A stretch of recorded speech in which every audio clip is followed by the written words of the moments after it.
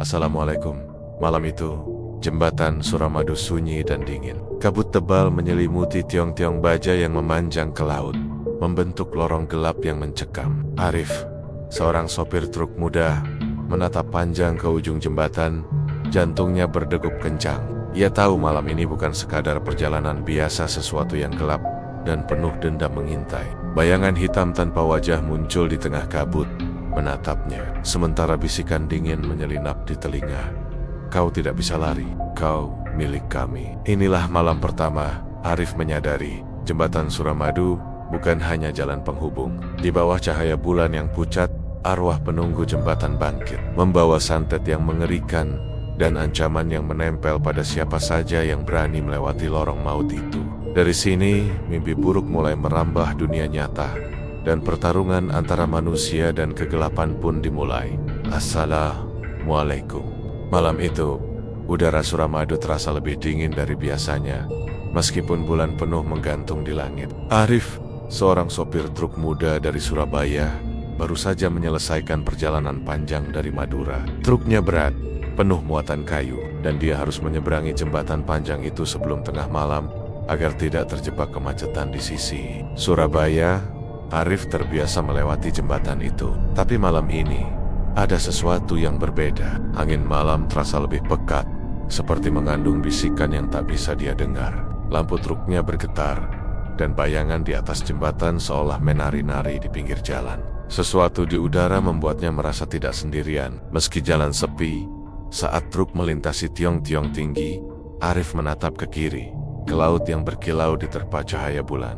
Namun, pandangannya menangkap sesuatu yang aneh. Sosok gelap di tengah jembatan, sekilas seperti manusia, tapi bentuknya samar, seakan terselimuti kabut hitam pekat. Arif menelan ludah, jantungnya berdegup cepat. Ia mengerem perlahan, tapi sosok itu tetap berdiri, menatapnya tanpa ekspresi.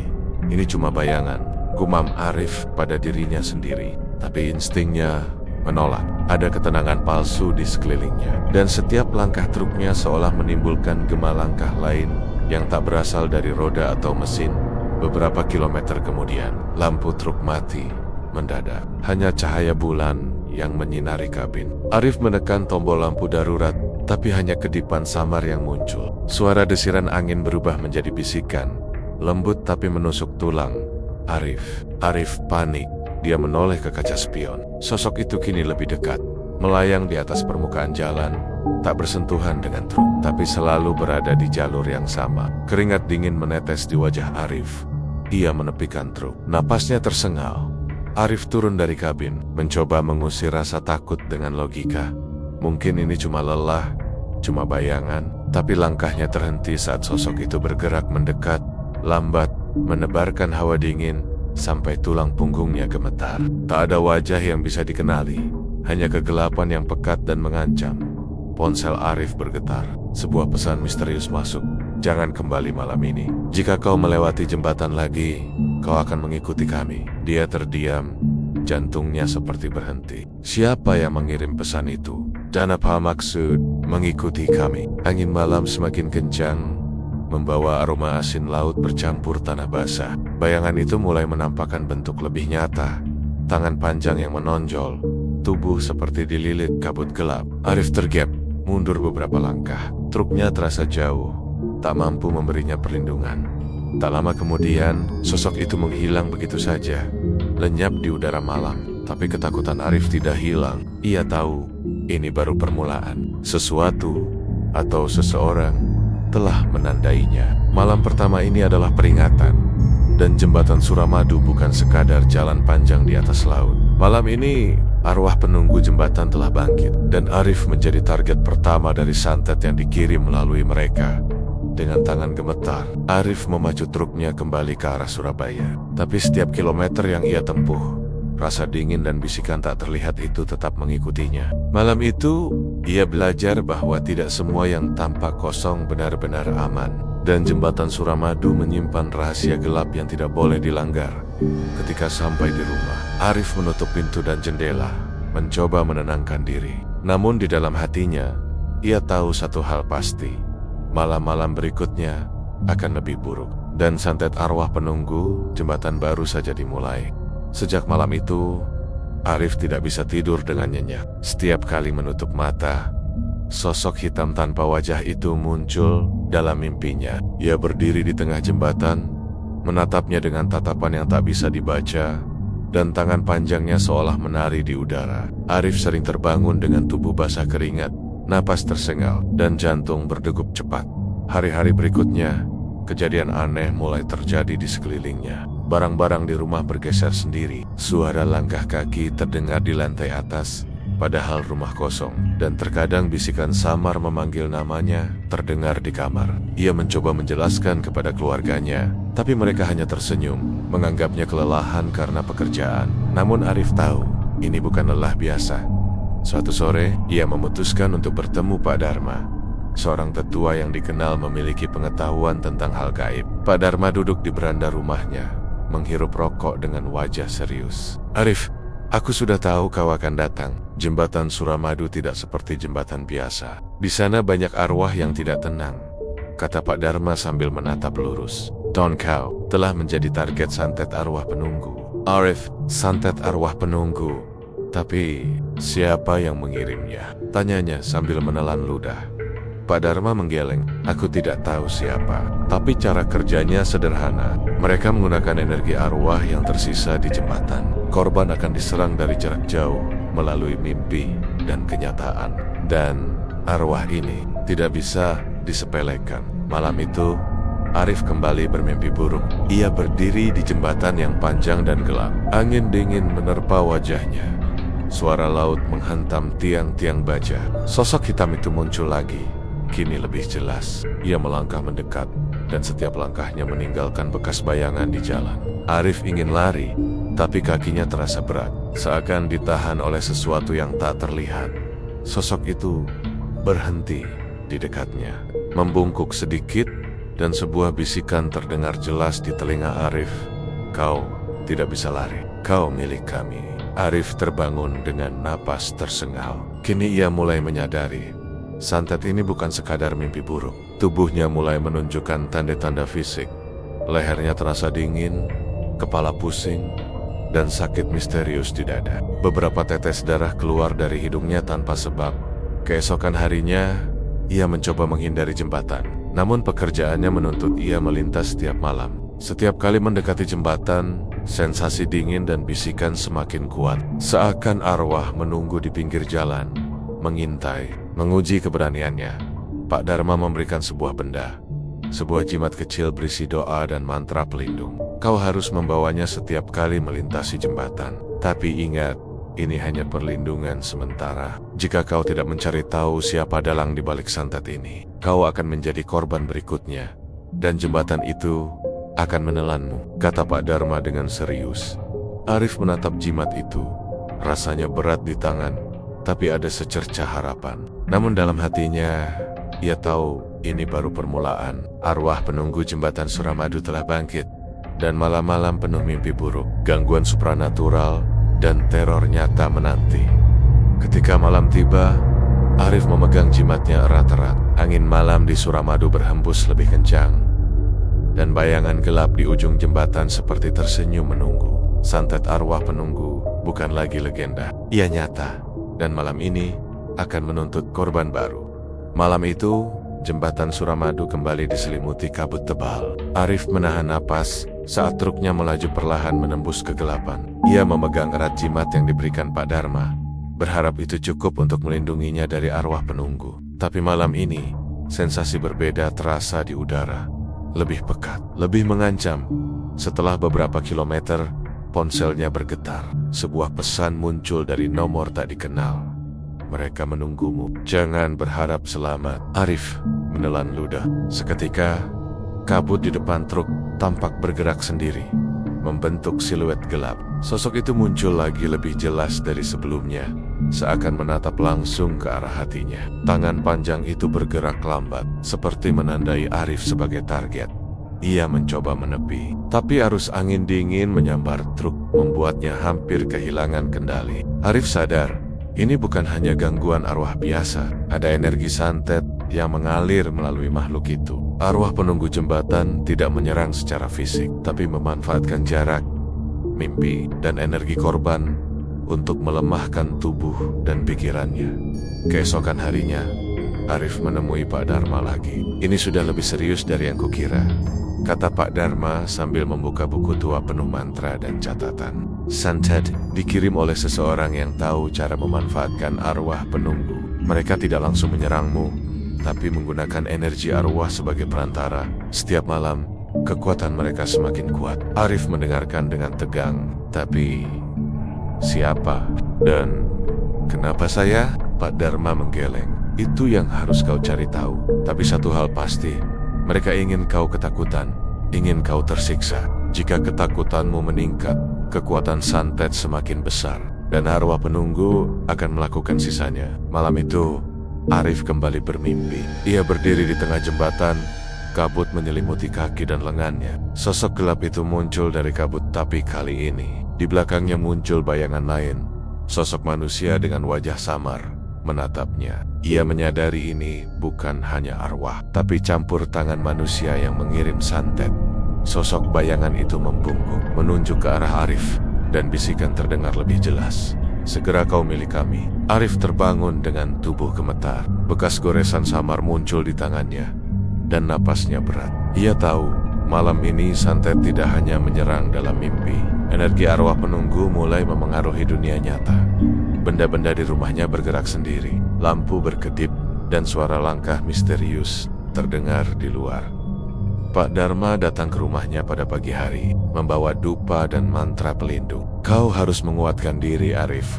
Santet ini dikirim untuk melemahkan mentalmu, tapi kau harus mencari jejak orang yang mengirimnya. Jika tidak, arwah penunggu akan terus menyerang, dan malam-malam berikutnya akan lebih mengerikan. Arif menatap jimatnya, lalu jembatan Suramadu yang terlihat dari kejauhan. Ia tahu satu hal pasti, santet ini bukan sekadar legenda, bukan sekadar mimpi buruk. Ada tangan manusia di baliknya, dan arwah penunggu jembatan hanya menjadi perantara teror. Malam berikutnya, Arif bersiap melintasi jembatan lagi. Angin malam berembus kencang, kabut menebal, dan bayangan gelap menanti. Santet telah dikirim, dan permainan arwah penunggu baru saja dimulai. Malam itu, kabut menutupi seluruh permukaan jembatan Suramadu. Arif menahan napas saat truknya melaju pelan, memandang setiap tiang baja yang memanjang ke arah laut. Rasa dingin yang menusuk tulang, yang selama ini hanya terasa di mimpi, kini nyata di kulitnya. Begitu truk menyeberang tengah jembatan, ia melihat sosok itu lagi. Bayangan hitam pekat, tanpa wajah, berdiri di tengah jalan seolah menantinya. Napas Arif tersengal. Tangannya bergetar memegang setir. Ia menekan pedal gas, mencoba melewati bayangan itu. Tapi sosok itu tetap ada, tak bergeming, tak terhalang. Tidak hanya itu, suara langkah kaki terdengar di kabin, padahal ia sendirian. Suara itu semakin dekat, diikuti oleh bisikan lembut tapi menusuk. Kau tidak bisa lari, kau milik kami. Begitu sampai di rumah, Arif menyadari bahwa mimpi-mimpi buruknya mulai merambah dunia nyata. Lampu rumah berkedip sendiri, kursi goyang, pintu yang terkunci terbuka perlahan. Bahkan anjing peliharaannya menyalak tak henti, menatap ke sudut gelap rumah seolah melihat sesuatu yang tak kasat mata. Arif mencoba menenangkan diri. Ia menyalakan dupa yang diberikan Pak Dharma, membaca mantra perlindungan, dan menempelkan jimat di lehernya. Namun, rasa dingin tetap merayap di setiap sudut rumah, dan bayangan hitam muncul di kaca jendela. Sosok itu menatapnya dengan intens, dan tubuh Arif gemetar hebat. Keesokan harinya, ia menemukan bekas goresan samar di lengannya. Meski ia yakin tidak terkena benda tajam apapun. Kepala pusing, mual, dan jantung berdetak tidak teratur membuatnya hampir tak sanggup beraktivitas. Arif mulai sadar, santet ini bukan hanya gangguan mimpi atau bayangan. Arwah penunggu jembatan kini memengaruhi dunia fisik. Tak lama kemudian, Arif menerima pesan misterius lain. Malam ini, kau akan bergabung dengan kami. Panik. Ia mencoba menghubungi Pak Dharma. Tetua itu menasihatinya untuk tetap tenang dan melakukan ritual sederhana di rumah, menyalakan dupa dan membaca doa. Tapi Arif tahu, ini hanya perlindungan sementara. Setiap malam, arwah itu semakin kuat, dan manusia yang mengirim santet tetap tersembunyi. Malam berikutnya, Arif tidur dengan mata setengah terbuka. Ia merasakan tangan dingin menempel di pundaknya, seperti ada yang membimbingnya ke jembatan. Dalam mimpinya, ia jatuh ke laut dari jembatan. Mencoba berenang, namun tubuhnya terasa berat. Sosok bayangan menatapnya dari tepi jembatan, lalu tersenyum samar. Bangun dari mimpi itu, Arif gemetar hebat. Tubuhnya lemah, keringat dingin membasahi bajunya. Ia sadar satu hal, santet arwah penunggu telah melewati batas mimpi. Dunia nyata dan dunia gaib kini saling bersinggungan. Dan jika ia tidak segera menemukan siapa dalang di balik santet ini, malam-malam berikutnya bisa menjadi maut. Dengan tekad yang mulai terbentuk, Arif memutuskan untuk menyelidiki asal santet ini. Tapi di luar jendela rumahnya, bayangan gelap menunggu, diam, dan dingin. Seolah tahu langkahnya sudah mulai digerakkan. Malam itu, mimpi buruk menjadi nyata, dan ancaman santet mencapai titik yang paling mencekam. Keesokan harinya, Arif memutuskan untuk mencari jawaban. Ia mengunjungi desa kecil di ujung Madura, yang selalu diceritakan orang sebagai tempat asal arwah penunggu jembatan Suramadu. Di sana, ia bertemu dengan seorang paranormal tua bernama Mbok Siti. Rambutnya memutih, matanya tajam, dan aura mistis menyelubungi tubuhnya. "Kau yang diganggu malam-malam terakhir ini ya?" tanya Mbok Siti tanpa basa-basi. Arif mengangguk, masih terguncang oleh mimpi dan kejadian nyata yang menimpanya.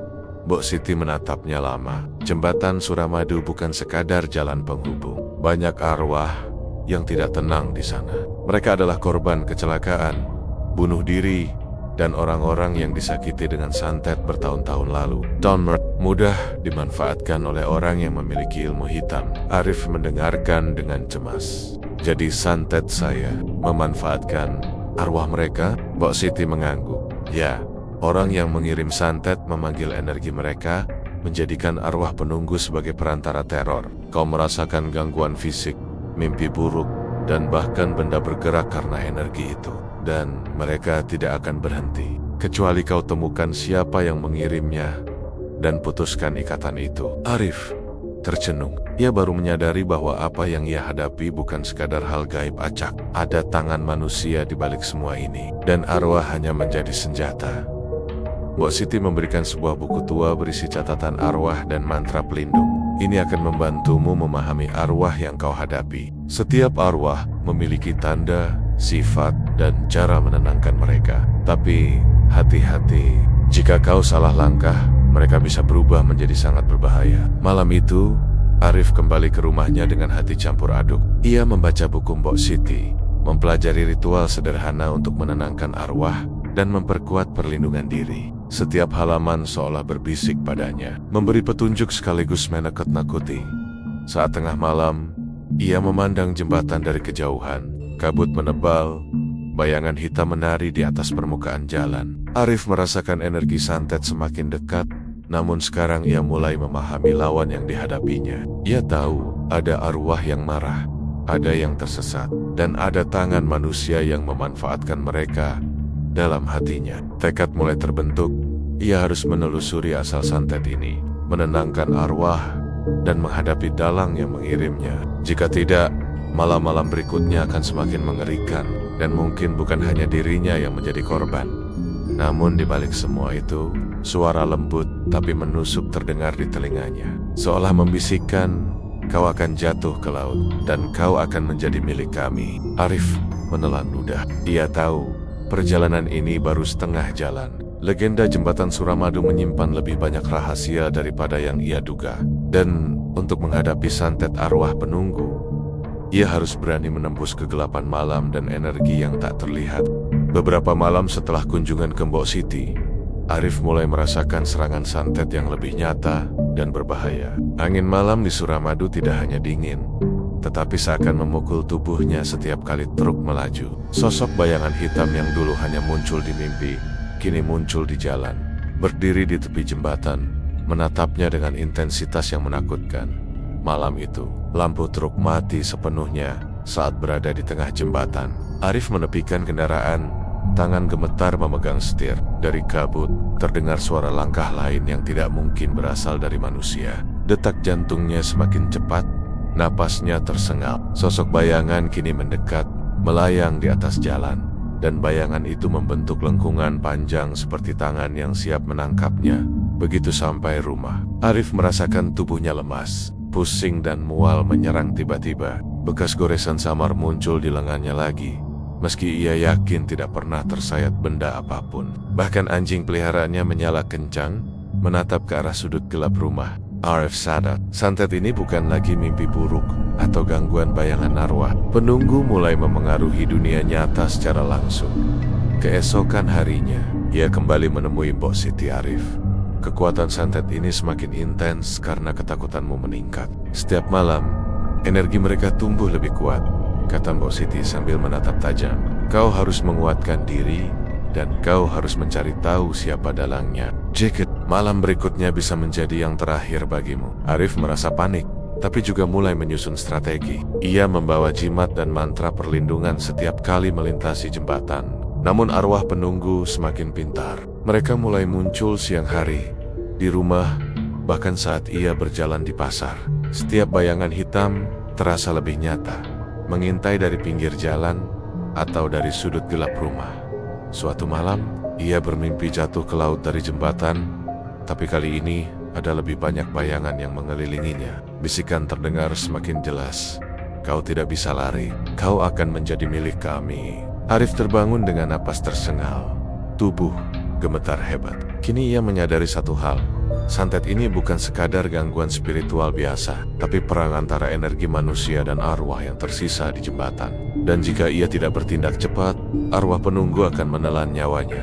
Dengan tekad yang makin kuat, Arif mulai merencanakan langkah berikutnya, menelusuri sejarah jembatan lebih dalam, mencari korban-korban sebelumnya, dan menghadapi dalang yang mengirim santet. Kini, ia tahu, pertarungan dengan arwah penunggu tidak bisa ditunda lagi. Malam-malam berikutnya akan menjadi ujian terberat, dan setiap langkah di jembatan bisa menjadi perang antara hidup dan mati. Malam itu, kabut tebal menyelimuti jembatan Suramadu. Arif menatap panjang ke arah gelap di ujung jalan. Jantungnya berdegup kencang. Ia membawa jimat dari Mbok Siti, dupa, dan kitab mantra yang telah ia pelajari. Tekadnya sudah bulat malam ini. Ia harus menghadapi arwah penunggu dan mengurangi kekuatan santet yang mengincarnya.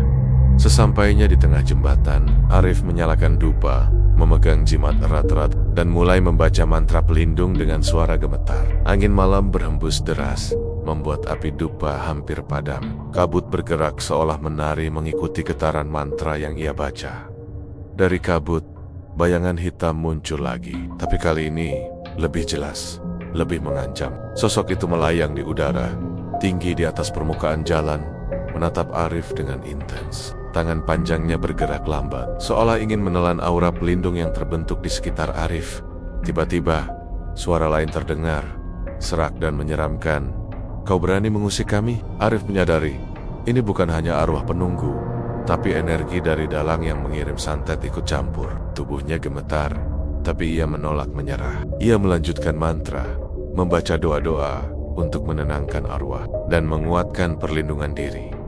Kabut berputar liar, membentuk bayangan seperti manusia, tetapi setiap kali Arif menyelesaikan satu bait mantra, bayangan itu terseret mundur, seolah tersiksa oleh energi pelindung. Angin malam meraung, suara laut mengguncang jembatan, tapi Arif tetap fokus. Tiba-tiba, dari sisi jembatan muncul sosok samar lain manusia dengan wajah samar, yang selama ini memanfaatkan arwah sebagai perantara santet. Ia menatap Arif, mencoba memutus ikatan pelindung yang terbentuk. Arif menelan ludah, tapi tidak mundur. Ia tahu malam ini adalah titik kritis. Jika gagal, santet akan lebih kuat, dan arwah penunggu bisa menyerangnya langsung. Dengan tekad terakhir, Arif menepuk jimat dan mengucapkan mantra paling kuat yang dia pelajari dari Mbok Siti. Seketika, kabut di sekelilingnya bergetar. Bayangan hitam meringkuk dan terdorong mundur. Suara menyeramkan menghilang perlahan, meninggalkan kesunyian yang mencekam Arif Turengga. Tubuh gemetar hebat, tapi di hatinya muncul rasa lega tipis. Ia tahu ritual ini belum sepenuhnya membersihkan santet, tapi setidaknya ia berhasil menenangkan arwah penunggu untuk sementara. Energi gelap yang selama ini mengganggunya mulai berkurang, dan bayangan di jembatan menghilang perlahan dalam kabut. Namun sebelum pergi, Arif menatap ujung jembatan. Di sana, sebuah bayangan samar masih menunggu, diam tapi menakutkan. Ia menyadari satu hal, malam ini adalah kemenangan sementara. Dalam santet masih ada, arwah penunggu masih mengintai, dan ancaman bisa kembali sewaktu-waktu. Dengan napas terengah dan jantung berdetak kencang, Arif melangkah pergi, membawa pelajaran penting. Menghadapi santet bukan hanya soal keberanian, tapi juga keteguhan hati, pengetahuan, dan kesediaan berhadapan langsung dengan kegelapan yang paling mencekam. Malam itu, jembatan Suramadu seperti menjadi makhluk hidup. Kabut tebal menyelimuti setiap tiang baja. Angin menderu dengan suara seperti bisikan ribuan arwah. Arif memegang erat jimat dan kitab mantra. Napasnya berat, tubuh gemetar, tapi matanya menatap lurus ke ujung jembatan. Malam ini, ia tahu pertarungan terakhir dengan arwah penunggu akan terjadi. Begitu melangkah ke tengah jembatan, bayangan hitam muncul dari kabut, berkumpul membentuk sosok raksasa yang hampir menutupi jalan. Sosok itu menatap Arif.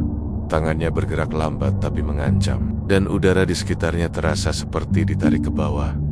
"Ini waktumu, kau tidak bisa selamat." Terdengar suara serak dari bayangan itu, bercampur dengan tawa dingin yang menusuk tulang. Arif mengucapkan mantra pelindung dengan sekuat tenaga, mencoba menenangkan arwah yang tersisa, sekaligus memutus energi santet. Energi gelap bergelombang di sekitarnya, menyerang tubuh dan pikirannya. Bekas luka samar di lengannya terasa panas, kepala berputar, dan ia nyaris terjatuh. Tiba-tiba, sosok manusia yang selama ini memanfaatkan arwah muncul di kabut. Wajahnya samar, tapi Arif bisa merasakan niat jahat yang membara. "Kau terlalu berani. Sekarang kau akan menjadi bagian dari mereka," teriaknya, mengangkat tangan seperti melepaskan energi gelap ke arah Arif.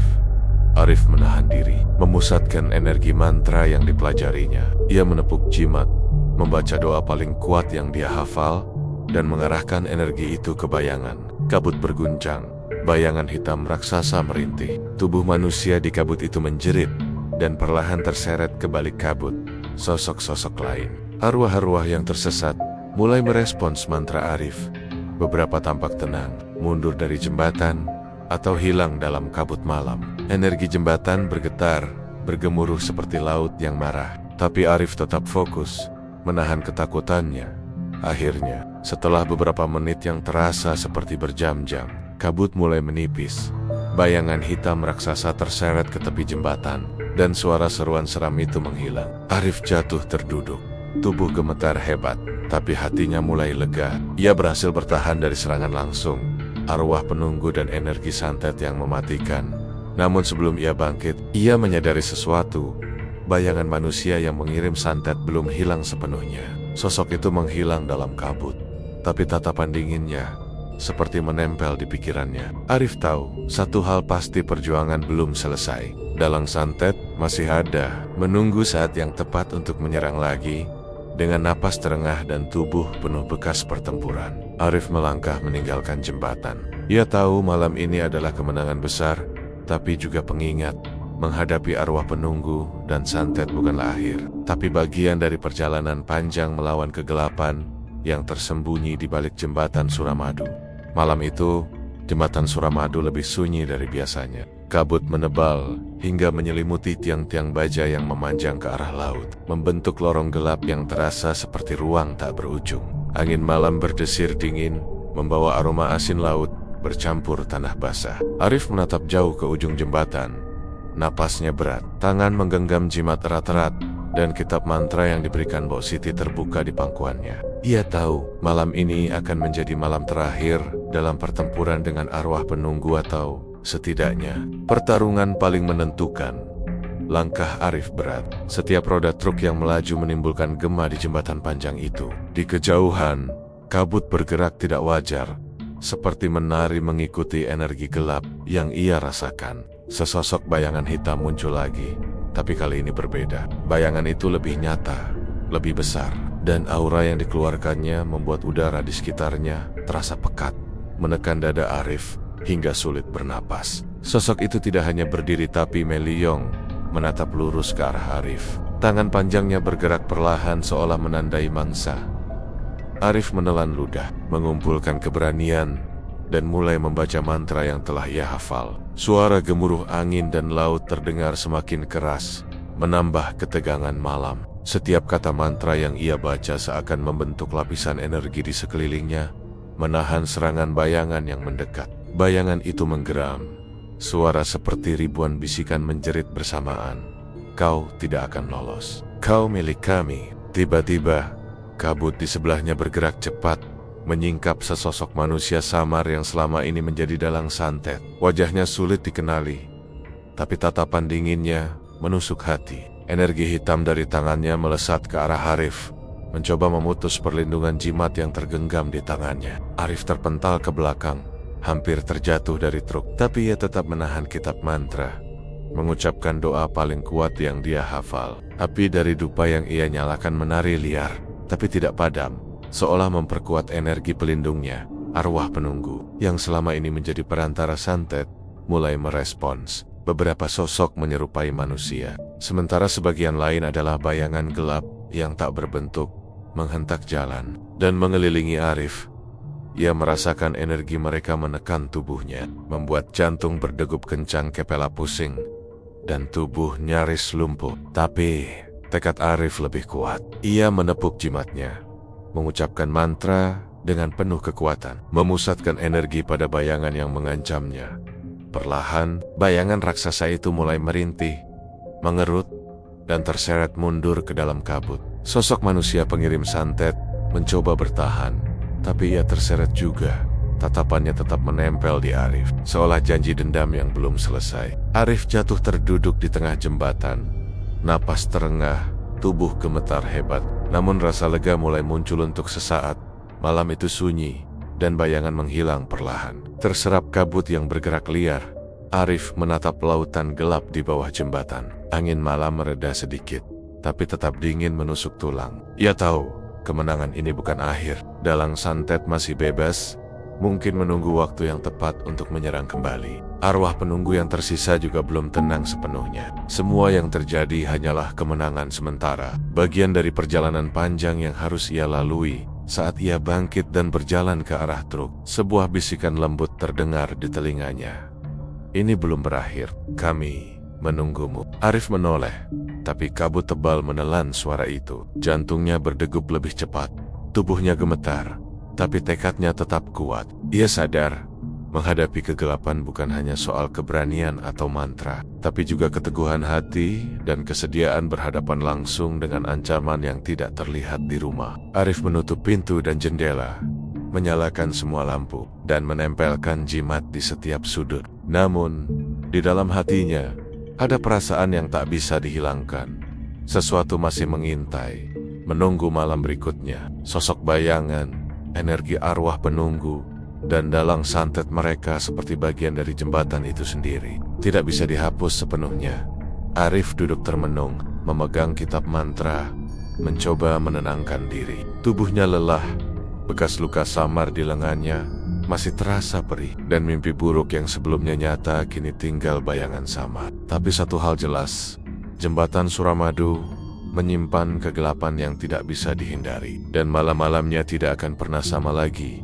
Saat angin malam berhembus, Arif menatap ke arah jembatan. Dari kabut, sesosok bayangan samar muncul di ujung diam, menatap, menunggu. Ia menelan ludah, merasakan hawa dingin yang menyebar ke seluruh tubuh, tapi tidak mundur.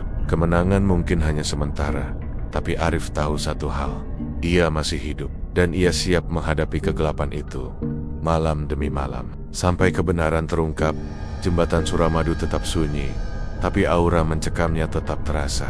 Di antara kabut dan gelap malam, sesuatu masih mengintai, mengawasi setiap langkah manusia yang berani melintasinya. Daun Bogi Arif, malam itu menjadi pelajaran terberat.